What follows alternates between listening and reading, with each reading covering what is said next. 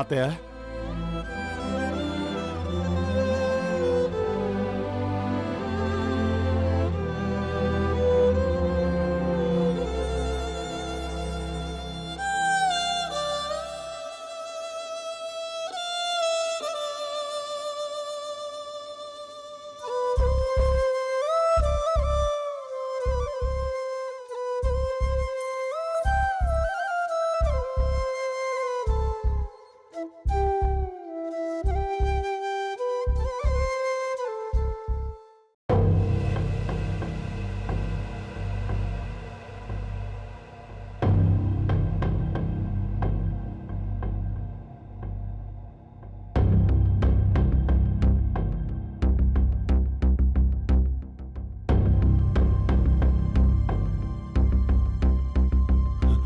రాజావారు,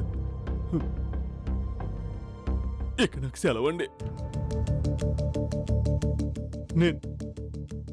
నేనింకా ఈ ఇంటి నుంచి శాశ్వతంగా వెళ్ళిపోతున్నాను రాజావారు.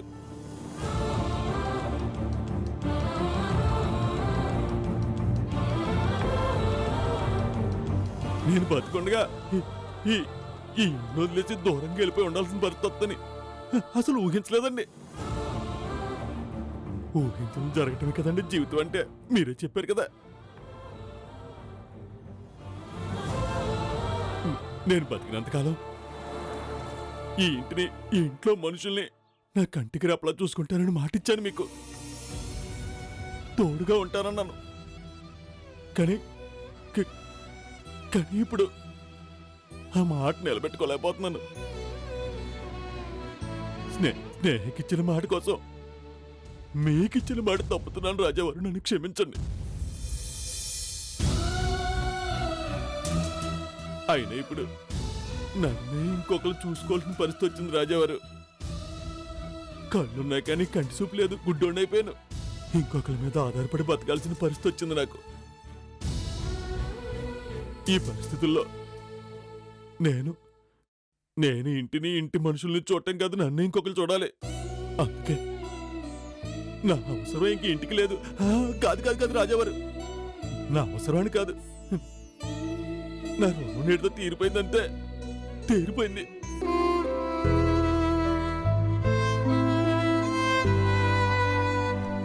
ఈ లోకం ఇంతే, ఏది శాశ్వతం కాదనేవారు మీరు.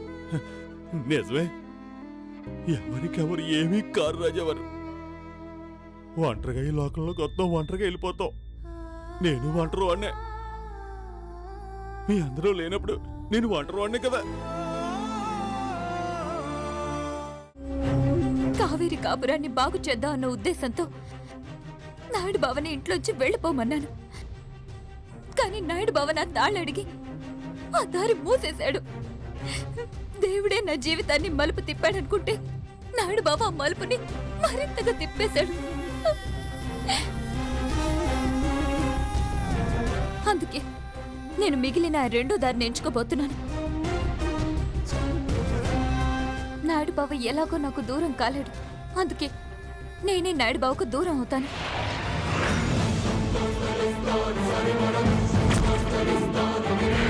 ఏంటి స్నేహ అన్నావు? కొన్ని కష్టమైన తప్పదక్క. కాల్లో ముళ్ళు గుచ్చుకుంటే దాన్ని తీసి నడుస్తాం గాని ముళ్ళుతో పాటు నడవం కదా. ఇది అంతే. నాయుడు బావ నాకు దూరం కాకపోతే నేనే ఆయనకు దూరం అవుతాను. ఆల్రెడీ నేను పరిష్కారం ఆలోచించానక్క. అది మీకు ఇష్టం లేకపోవచ్చు, మిమ్మల్ని బాధ పెట్టొచ్చు, కానీ ఈ సమస్యకు అదే పరిష్కారం. ఏంటి ఆ పరిష్కారం?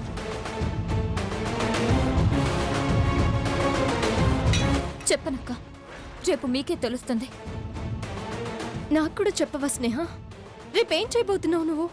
చెప్పు స్నేహ. చెప్పనక్క, చేసి చూపిస్తానంతే.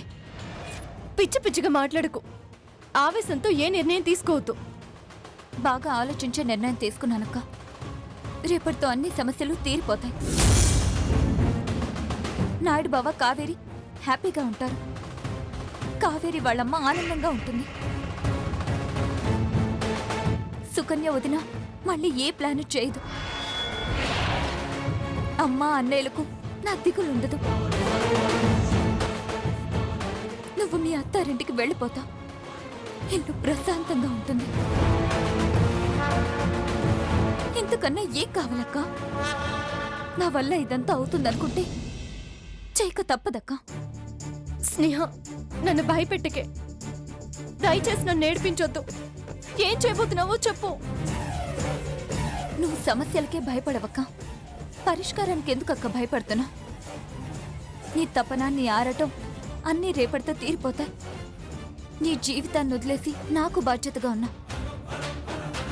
రేపు ఆ బెంగ కూడా తీరిపోతుందక్క. నిశ్చింతగా ఉండు.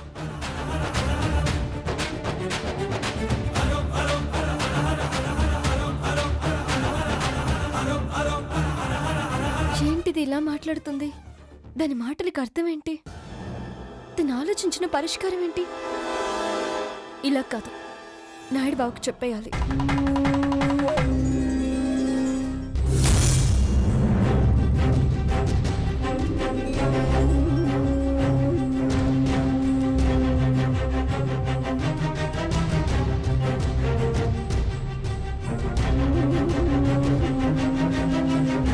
నాయుడు బాబా, అపర్ణ, అపర్ణ, నేనేమన్నా తప్పుగా మాట్లాడాను? నేను తప్పు ఎక్కడ జరుగుతుందో తెలియడం లేదు నాయుడు బాబా.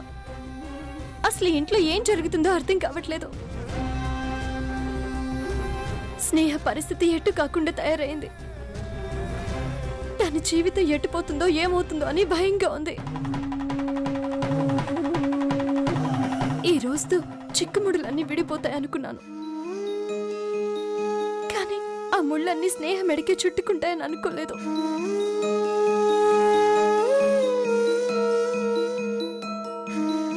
అంటే అంటే ఏమంటున్నావు అపర్ణ? స్నేహం మేడకు నేను గుదిపడినా? లేదు నాయుడు బావా, స్నేహకి నీకు పెళ్ళైన రోజు మేమెంతో సంతోషించాం. నీ సమక్షంలో దాని జీవితం సంతోషంగా సుఖంగా సాగిపోతుంది అనుకున్నాం. కానీ మనం ఒకటి తలిస్తే దైవం మరొకటి తలచాడు.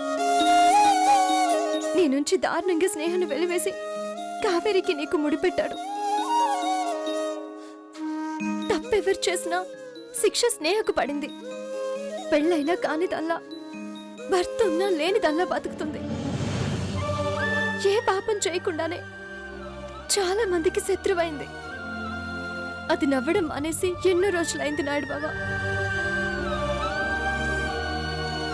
తన బతుకు ఏమైపోయినా పర్వాలేదు, కనీసం నువ్వైనా సంతోషంగా ఉండాలని గుండెను రాయి చేసుకొని నిన్ను కావేరిని ఇంట్లో నుంచి వెళ్ళిపోమ్మంది.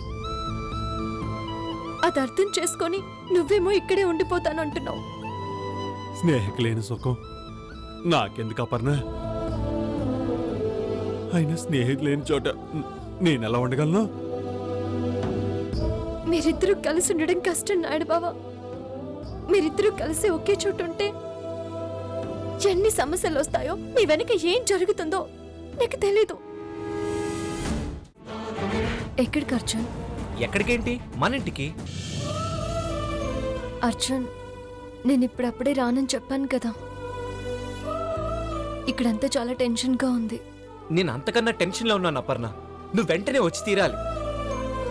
ఇంకెంతకాలం అర్థం చేసుకోను అపర్ణ? నేను ఇంక వెయిట్ చేయలేను. నా వల్ల కాదు. నువ్వే అలా అంటే ఎలా అర్జున్?